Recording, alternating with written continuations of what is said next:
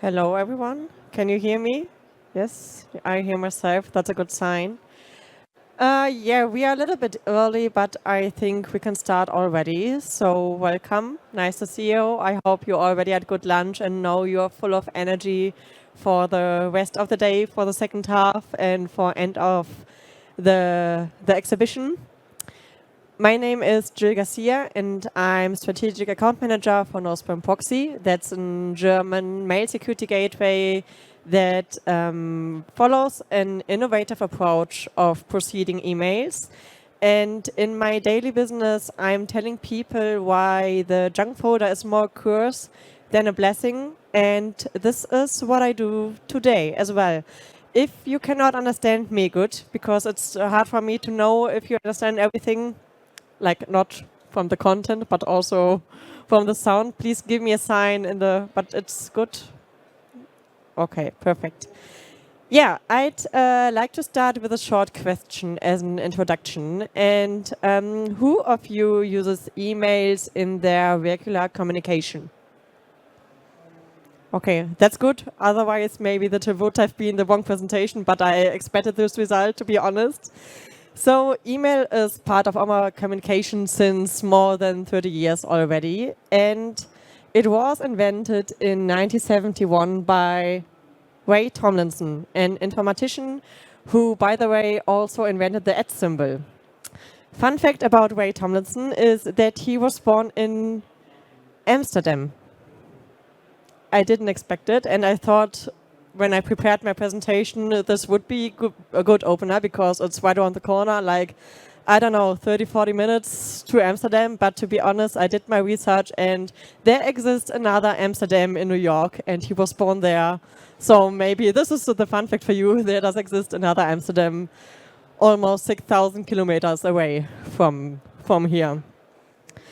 So from 1971 to 2025, there's a lot of time to evolve.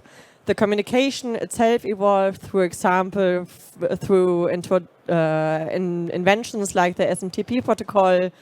We had in the 1990s a pioneers era for the mail communication where only large companies and universities used email in their regular communication. Then in the 2000, HTML becomes a standard for commercial mails, and yeah, it improved kind of how emails are written and how it's delivered.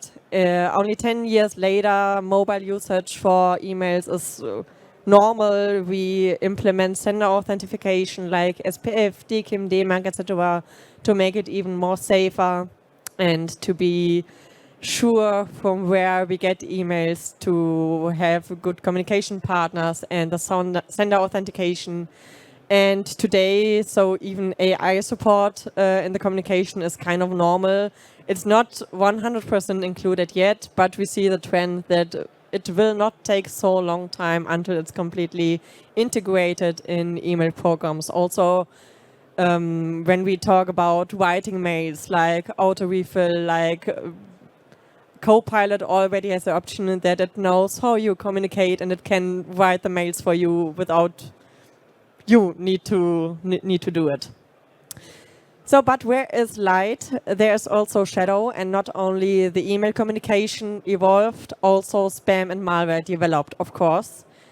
And if we have a look at the numbers from today, we see it's growing from year to year. So there's not even 1 year where it's going a little bit less. It's only growing. And today we have a total amount of malware of more than 1.2 billion different versions.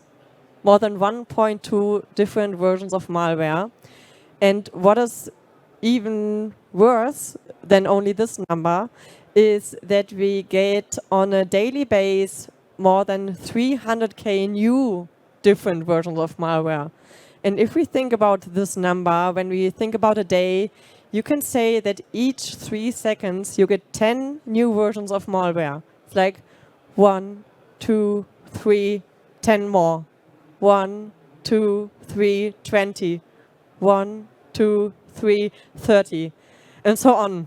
And it's really hard to get ahead of it, because it also with AI, it develops much better than it developed in the past, because in the past humans did it and now machines do it. So it's much better, much faster, and it's really, really hard to stay ahead of this development. So we think that, of course, communication developed, malware developed, and of course also the mail security itself developed. But until now, we still have one extreme big lag in today's mail security, and this is the junk folder. Because your mail filter can be as good as possible. If it just sorts your mails and puts potentially malicious mails into a junk folder instead of blocking it right away, there are three main issues. First one is wasted time. IT admins and organizations have to spend hours to manage spam folders and to rescue alleged mails, because you have often a high false positive rate, and you have maybe critical important mails in your spam folder, what should be in your inbox usually. The second thing is frustration, because due to also false positives, you may have delayed communication, missed opportunities, or even worse, missed deadlines. For example, if you have an invoice in your spam folder and your IT admins do not have the time to rescue it, to manage it, to check all the spam folders every day, and you miss kind of deadlines, you are in charge of this. But if you block a mail right away at the gateway and it never even goes into your organization when it's potentially malicious, the other side is in charge of taking care that you get the documents. And the third point is, and this is also the most dangerous, you still have real security risks due to using a junk folder. Because a Coventron folder gives basically a human, so a user, the final decision if a mail is malicious or not. And we believe an email gateway knows much better than a human and sees much better than a human if a mail is malicious or not. So why giving a user, a human, the responsibility to decide if something is suspicious or malicious, if a machine can do it much better? I brought an example of a real company, and as you can see, within a week they received around about 3,700 mails, and 570 mails have been declined. So for this specific organization, each seventh mail was a risk in a junk folder. Each seventh mail was a risk where a human had to recheck and had to decide if it's malicious, if it's not, is it suspicious. They may have to test it. There are several reasons why this is a big risk in today's email security. And that's why I want you to imagine a world without spam, malware, and phishing. To be honest, that will stay a dream, but what is possible already is that your organization is free from spam and malware. So a mail gateway knows that you don't want to have spam and malware. And as I already told you, it recognizes spam and malicious content, suspicious content much better than a human eye. For example, can you spot a difference? I honestly doubt it, because I can't. It's impossible to see any difference with a human eye. One PayPal.com is with a capital I, one is a lowercase l, and you cannot see it. You can be aware, you have good trained users, you know the risks, but there are things you cannot see with a human eye.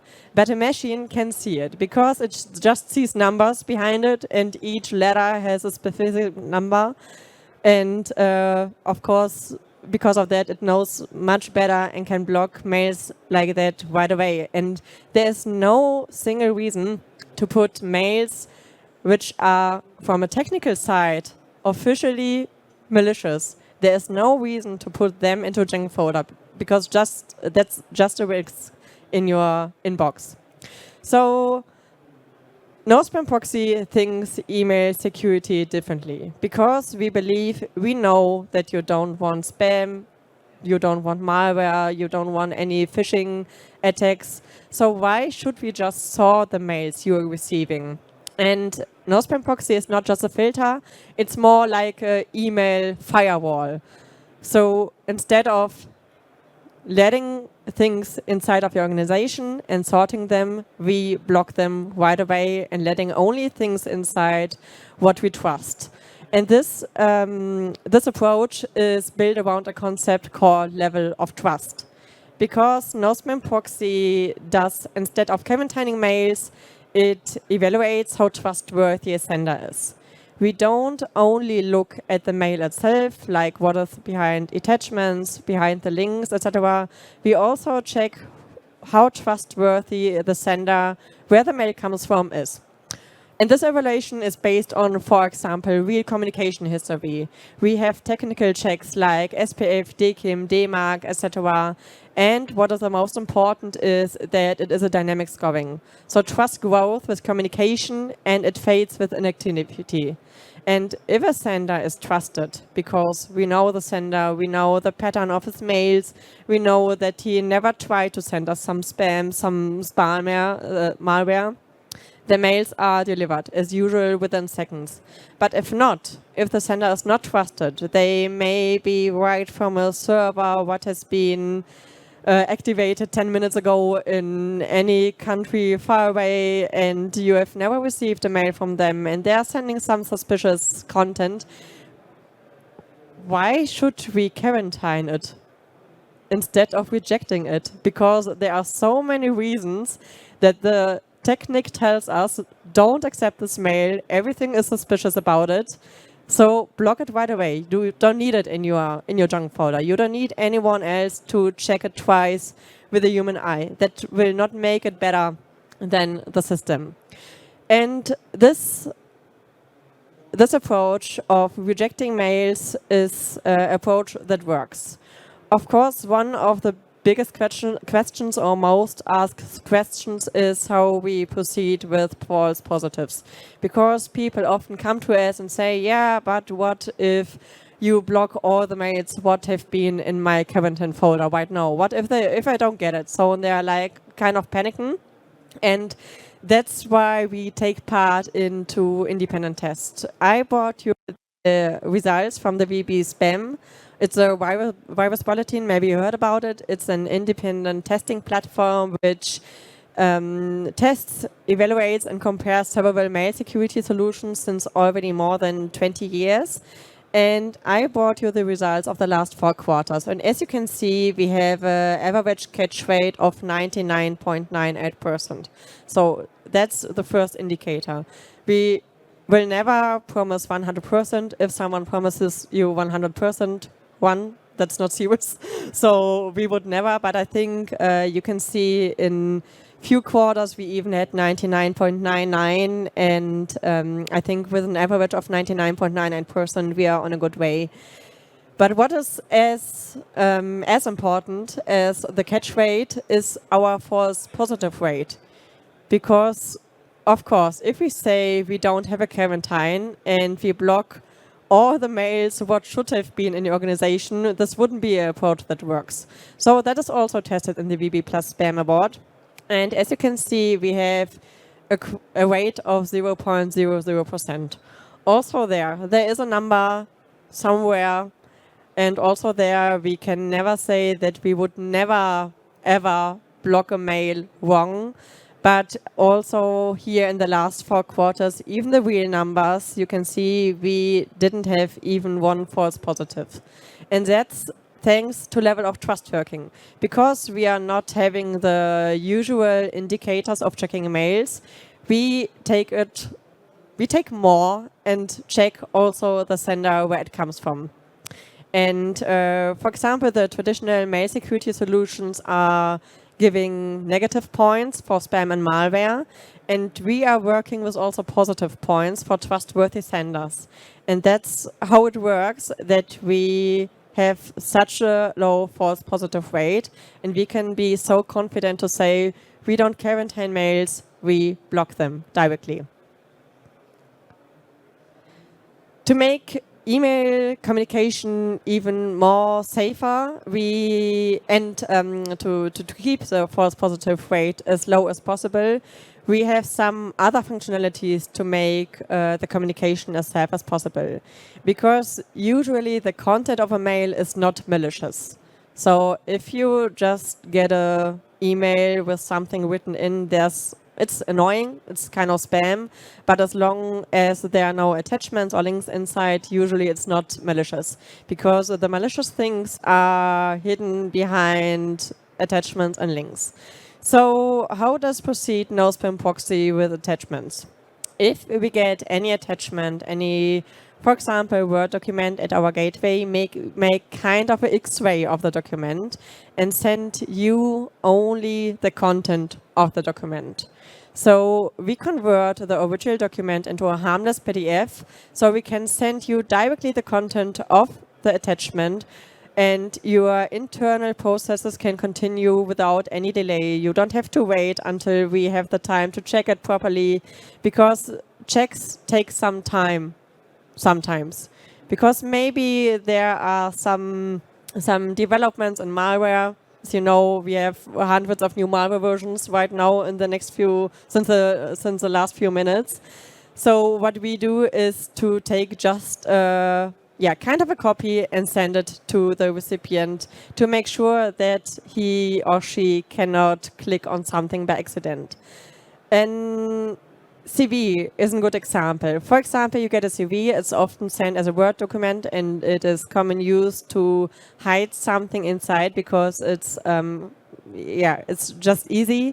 And often the HR department is not so sensitive about attachments, what is behind the links, etc., like an IT administrator, because it's just not their job. They are looking for a new colleague in the team, so they do have another focus and they are not sensitive regarding the CVs that they get and the attachments they get.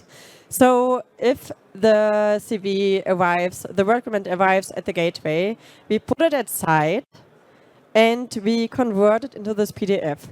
And this PDF will be sent to the recipient, because often you don't need to have the original document, and CV is not needed as a Word document. You just want to have the content, and you don't want to, you don't want to change anything inside. You just want to read what's inside of the document, and through that we can make sure that your internal processes can continue without any delay, and we can give you the content of the attachments within seconds. The second thing is, or the second most dangerous things about mails are links inside of the mail. So we have a URL safeguard, which checks the link at the moment of clicking. So imagine someone sends you a cute cat video. At first sight, no spam proxy has no reason to block it, because there's nothing malicious inside of this behind this link, so inside of the mail. And of course, then it will be forwarded, because otherwise it would have been false positive, and that's what we do not want. So, but what is common practice is that the link appears harmless at first, and only later something malicious will be placed behind this link. So by checking in the moment of the click, if the user can be forwarded or not, we protect the user. So even if you click by accident, because you clicked once maybe and it was the cute cat video, and then you want to show it a colleague and click later on it again, and then there's something malicious behind it, no spam proxy will not forward you anymore, to make sure that nothing happens by accident. To make it even more safer, and we don't want to rely only on existing databases, we want to use also our own database, and what is very important, we want real-time data to analyze emails. So that's why we developed our own kind of anti-malware intelligence. It's called 32 Guards. And 32 Guards has a global approach of analyzing emails. It analyzes the metadata of all no-spam proxy instances, like hash values, like timestamps, file types, domains, etc. And It analyzes this within seconds and can evaluate the data also within seconds. And that is a big, big advantage if we think about attack waves. For example, we have a new attack wave with a new malware into it, and this starts in region A, for example, and 30 degrees. There needs some time to analyze, to check, and to see if there is any pattern behind this attack wave. Then it can tell really, really short time later when the attack wave arrives in region B. No, I don't have to analyze it anymore. I already know it from region A, so I can block it right away here, and I don't let the mails come through to the organization. So it's a win-win situation because, like an AI concept, the more data it has, the more smarter it's gonna be, the more the faster it can work and everything. And on the other hand, the more data 32Guards has to analyze, the better the customers are secured. Of course, we are a German company, so GDPR is written really, really, really in big letters for us. And sure, we are compliant to that. Yeah. I told a lot about the protection, how we protect your inbox, but email security does not stop with the protection of spam and malware. And we think, or No Spam Proxy thinks, email security for the whole process of exchanging mails. So there are some further functionalities, some further options you can use to make your email communication as safe and as comfortable as possible. For example, let's start on the right side. We have a disclaimer solution, what is for the IT administrators of our customers the most favorite module, because usually they do not have anything to do with it.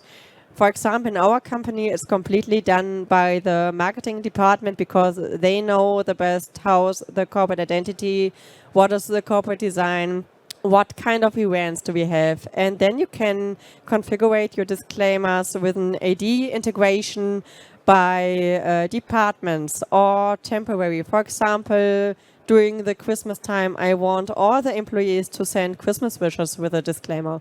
Or during September, I only want the sales department to send a disclaimer where we give a sign that we will be at Cybersec in Utrecht, for example. So it can be configured at the start of the year, for example, and then it runs through automatically, and you don't have any problems with making advertisement for old events or issues like that.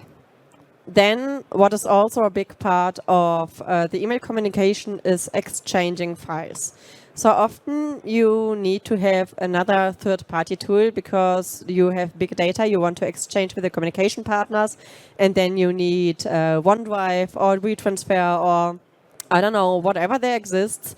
But that does not make your email communication more comfortable. It makes it more complicated because you cannot drag and drop it into your mail and send it, because then Outlook says the size of the data is too big and you need another tool. So that's why we implemented large files where you can send data without any size border directly from your mail client. You can configure it, for example, as soon as the data I want to send is bigger than, I don't know, 20 megabytes, it should be transferred automatically via large files.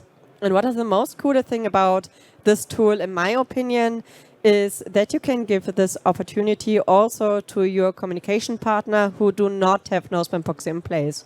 So this is not important for us because we want to make the communication of our customers as comfortable, as secure as possible. So that's why you have the option to send some kind of transfer link to your communication partners. And via that link, your communication partner can send you also data without any size border. It's, of course, TLS secured. You can save it with a password, so you have several options to make it even more safer. But I think the main point about this is that it's as easy as you can imagine. So, and the third very, very important thing about email communication and safe email communication is the encryption. Because you should not write unencrypted mail. If you imagine your bank wants to have your sensitive data, you would never put it on a postcard and put it into the post without hiding something. But basically, that is what you're doing when you send a mail unencrypted. It's like a postcard. Everyone can see that. Everyone who has a little bit of IT know-how can read all of your messages if you don't encrypt your mails. So that's why we think that that the encryption is a non-discussable part of email protection in general. And that's why we also thought about implementing a solution what makes email encryption safe and easy. Because if we talk about the managing of certificates, it can be a real pain. If you have an end-to-end encryption and you have to take care that all of your certificates are on all the devices you're using, for all the users, you have to take care that they are up to date, they have a current certificate. So what we do is we tell you just put all of the users who should encrypt in your organization in one AD group, and everything else is done by us. We manage your certificates automatically. We encrypt and decrypt your mails automatically. And we take care that everything what you want to have encrypted is encrypted. So you don't need to think about it, and you just have to tell no-spam proxy what are your regulations, what is your goal with encryption, and then it's done automatically by no-spam proxy. So how does it look like? It's a gateway-based encryption module, and the biggest advantage is that you have a centralized coordination and management, because you have only one place where you have to take care of your certificates. You have an access via the online web app and mobile devices. You don't have to take care of each single device. And what is the biggest point is that you have an extension of your spam protection. Because right now, if you get an encrypted mail and you're using several solutions, so different solutions, you get the unencrypted mail. First touch point in the company is to unencrypt it, so to decrypt the mail. Then you have a decrypted mail, but not checked mail in the organization. So only the second touch point is the check of the mail. And there is a risk in your company, because you have a mail, you don't know what's inside, because it hasn't been checked in the first site. Maybe there's already something malicious in your organization because you decrypted it without knowing what's inside. So that's the biggest benefit of having the protection and the encryption module on one gateway, because then you have only touch points for several processes. You get the mail, no-spam proxy decrypts it, and then checks it in one step, and only then it can decide if it should be forwarded to the recipient, or if we should decline it because something malicious is behind this encrypted mail. Yes, email has come a long way since its invention in 1971, and so have the threats that come with it. And while many organizations still rely on traditional security concepts like a current folder, I hope I could show you today that there are other solutions. And as I already mentioned, we will never have 100% safety, because even in the few minutes of this presentation, we got thousands of new malware versions. Each second we get new versions of malware. But what we do is to do our best to stay ahead, and I hope that you take this presentation as an invitation to rethink email security. Thank you very much. I'm open for questions if you have any. Otherwise, we have our booth over there, B70. Thank you very much. Thank you well.